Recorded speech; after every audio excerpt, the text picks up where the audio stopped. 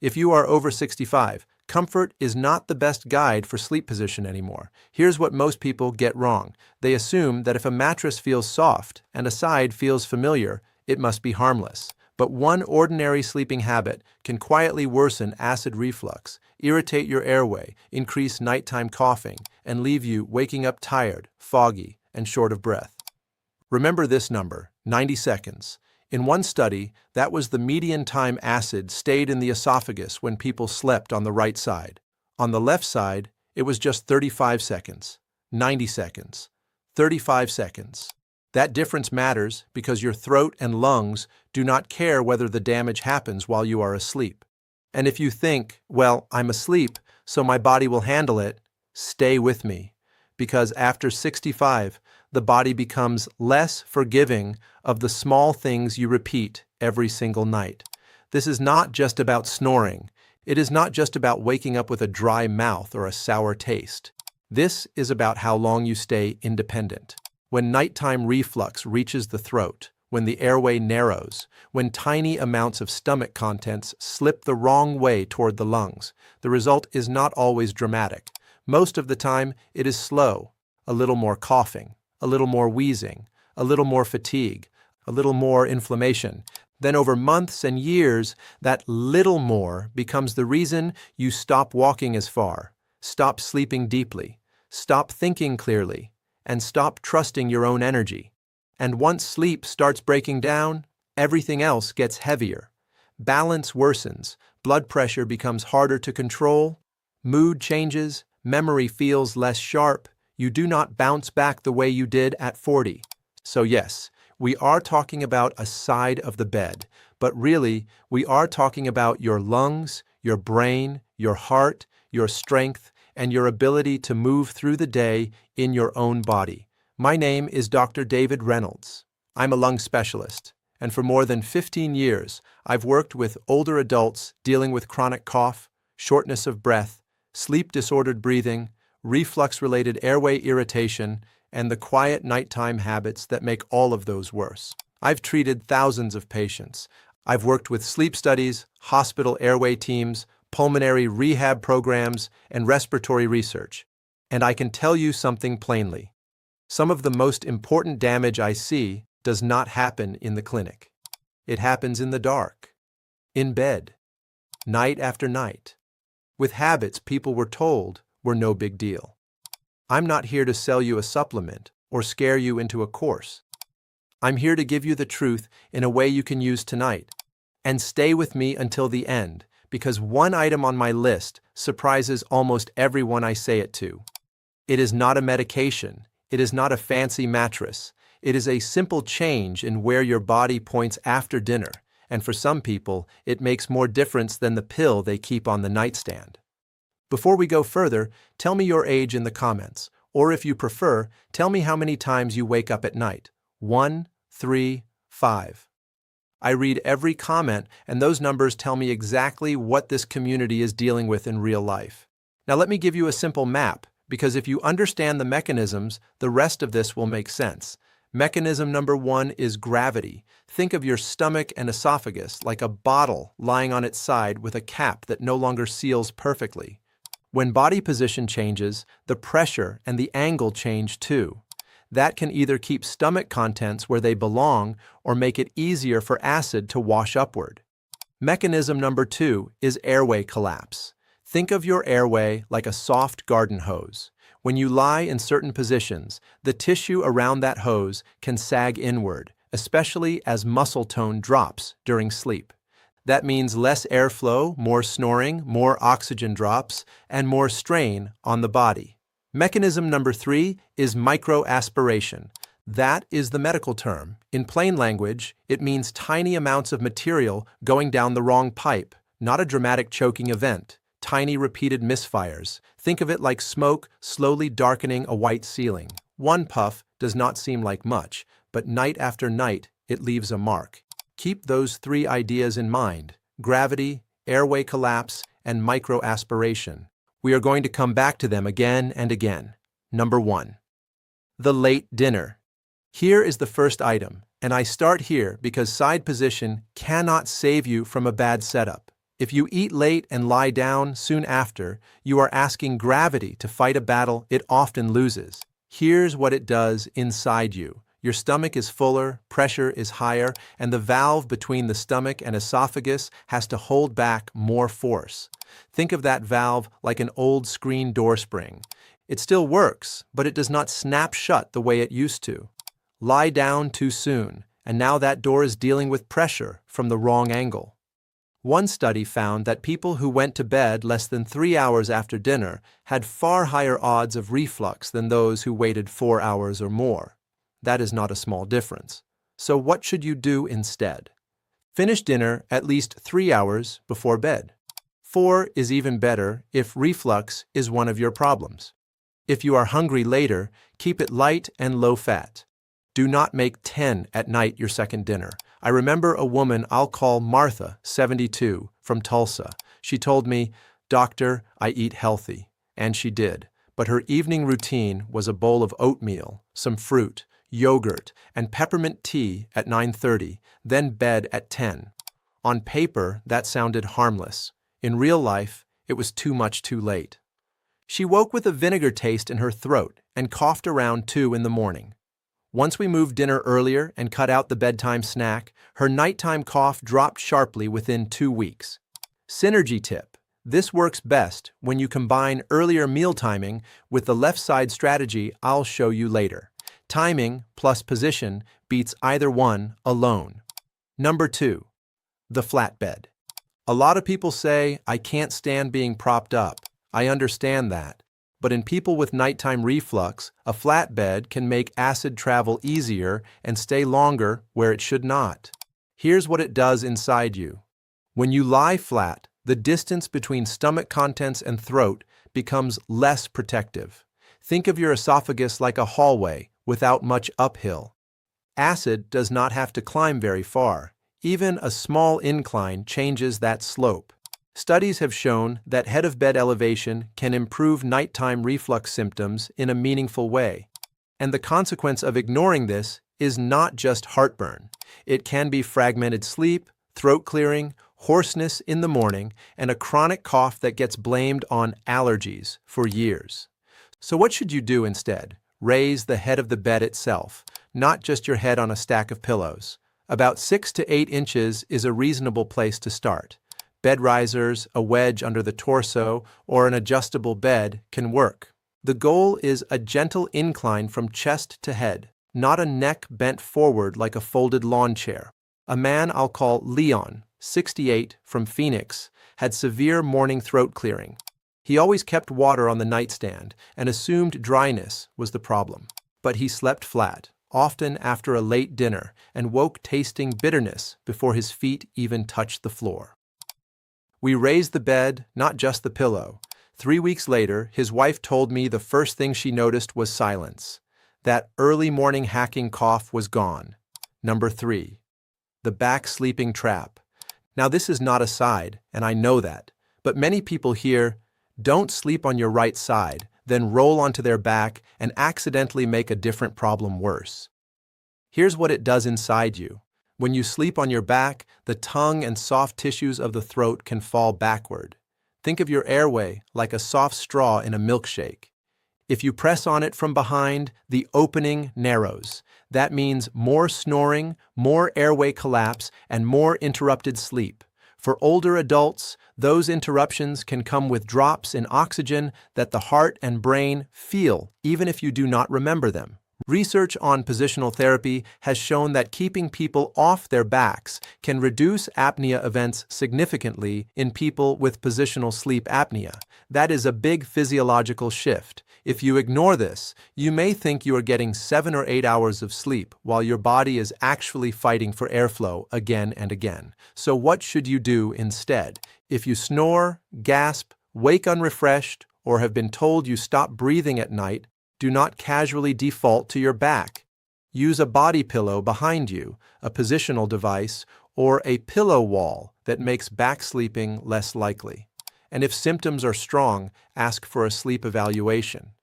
Positional therapy helps many people, but it is not a substitute for diagnosing sleep apnea. I remember Robert, 74, from Cleveland. He told me, "Doctor, my wife says I sound like a chainsaw." He laughed, but he looked exhausted. He had switched from his side to his back because of shoulder pain. Soon, he started waking with headaches, dry mouth, and that muddy feeling behind the eyes. Once we built a side sleep setup that protected his shoulder and kept him off his back, his morning headaches eased before anything else did. That was the clue. Number 4. Reflux that you do not feel. This matters because many older adults say, "I don't get heartburn, so reflux can't be my issue." Not true. Reflux does not always burn. Sometimes it whispers. Here's what it does inside you. Acid and non-acid contents can move high enough to irritate the throat and voice box, especially at night. Think of the airway like delicate velvet curtains. They do not need a cup of acid poured on them to become irritated. A repeated mist is enough. People with frequent reflux symptoms are more likely to report poor sleep quality, daytime sleepiness, restlessness, and trouble falling asleep. The problem is that many people normalize it. They blame aging, sinuses, dry air, or stress, when the real driver may be nighttime reflux. So, what should you do instead? Look for clues that are easy to miss. Morning hoarseness, chronic throat clearing, nighttime cough, sour taste, waking with the need to swallow, or wheezing that seems worse after lying down. If that sounds familiar, do not just grab cough drops. Move dinner earlier. Avoid lying flat. Review trigger foods. And if it keeps happening, talk with your physician about whether reflux could be reaching the upper airway. A woman I'll call Denise, 67, from Charlotte, never had classic heartburn. Never. What she had was a dry cough every night, around 1:30, and a raspy voice during choir practice. She kept saying, "It's probably sinus drainage." But then she noticed the cough was worse after tomato sauce and chocolate in the evening. Once she connected the dots, the mystery stopped being mysterious. Synergy tip. If you suspect silent reflux, combine earlier meals, left side sleeping, and head of bed elevation. Those 3 together often work better than trying one change in isolation. Number 5. The side that should concern you most, the right side. Now we come to the part that should concern you most. For many adults over 65, especially those with reflux, chronic cough, asthma, sleep disruption, or aspiration risk, the side I want you to be careful with is the right side. Let me be precise. I am not saying no one over 65 should ever sleep on the right side again. Medicine is not that childish. I am saying that for a very large group of older adults, the right side creates the wrong geometry at the wrong time. Here's what it does inside you. On the right side, the way the stomach sits can make it easier for acid to reach the lower esophagus and stay there longer. Think of your stomach like a bag with fluid in it. Tip that bag one way and the fluid settles away from the opening. Tip it the other way and it presses toward it.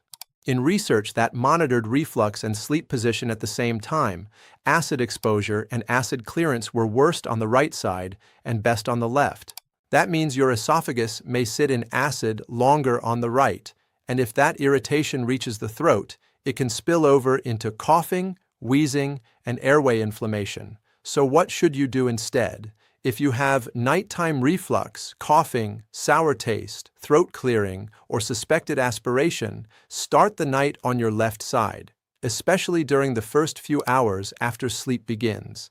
That window matters because it often overlaps with the period when reflux is still most likely to rise after dinner.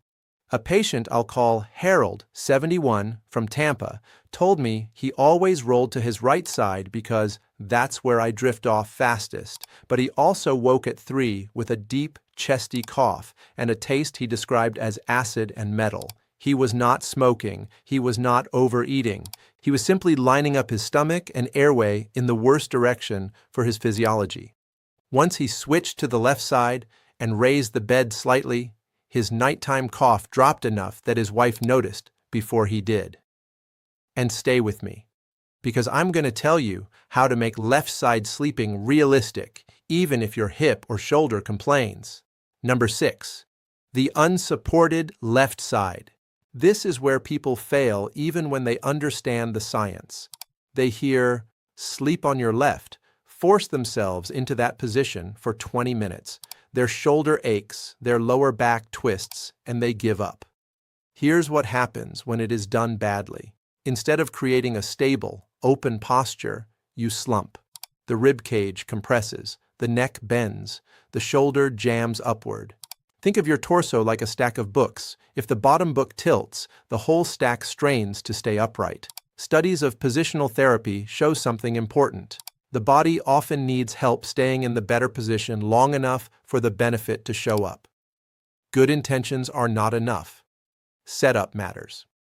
So what should you do instead? Build the position. Put a pillow between the knees to keep the pelvis level. Hug a pillow in front of your chest so the top shoulder does not collapse inward.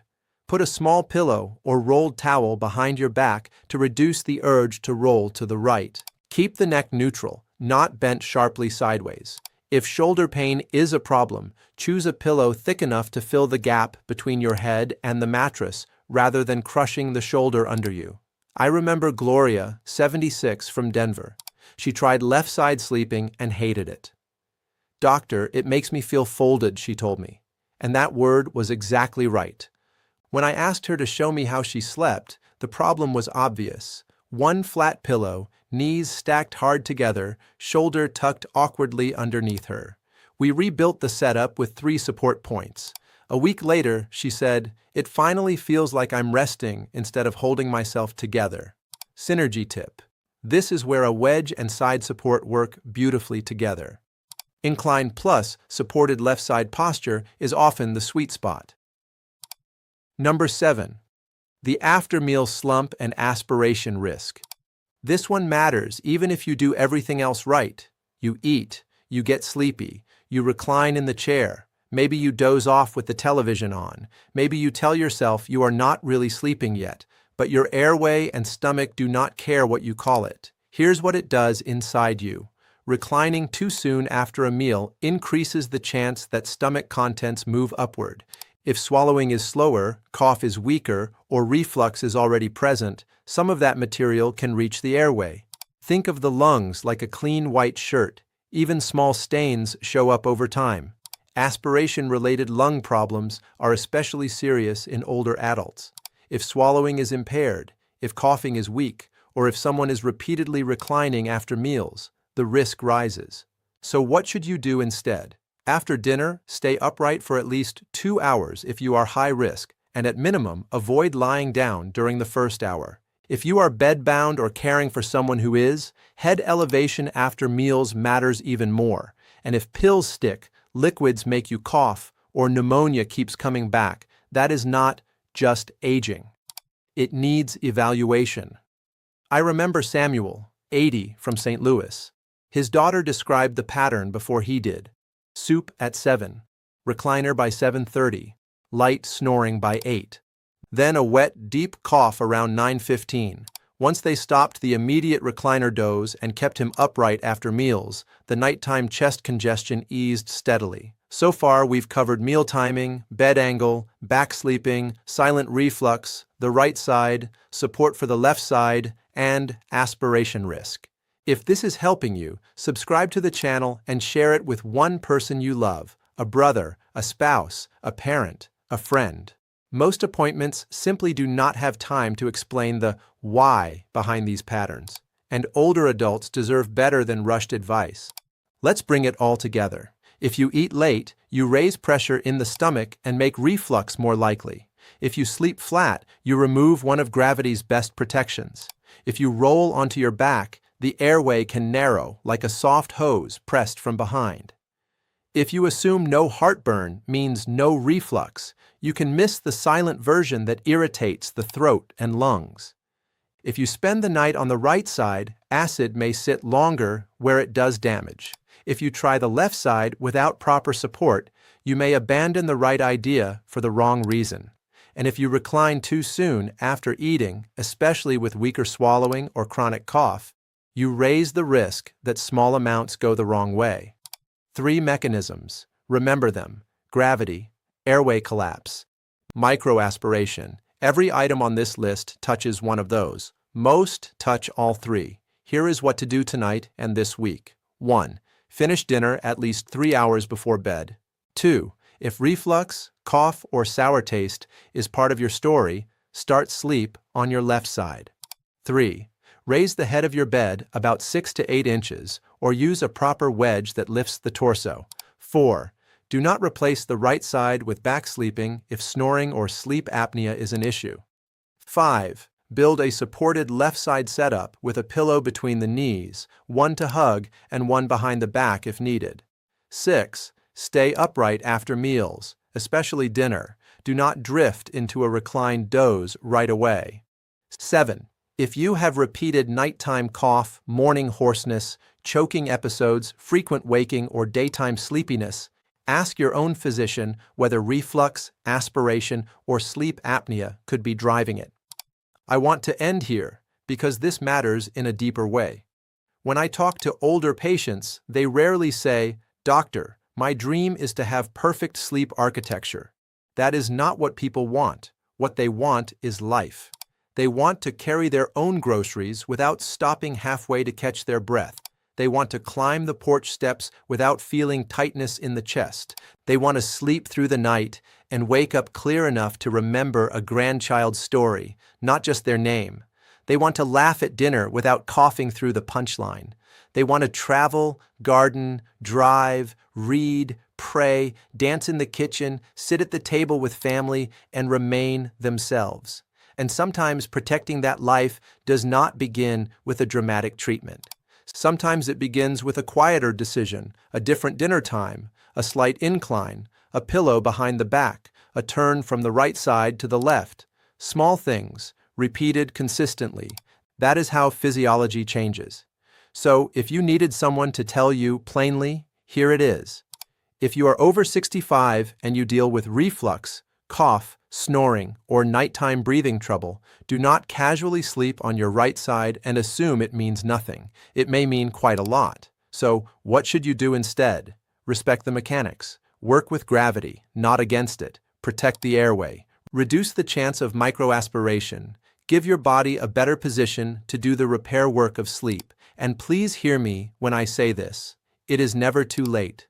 If this video helped you, subscribe, turn on the notification bell, and tell me in the comments this specific question. Which position do you usually fall asleep in right now? Left side, right side, back, or recliner? I read every comment, and your answer may help someone else recognize their own pattern.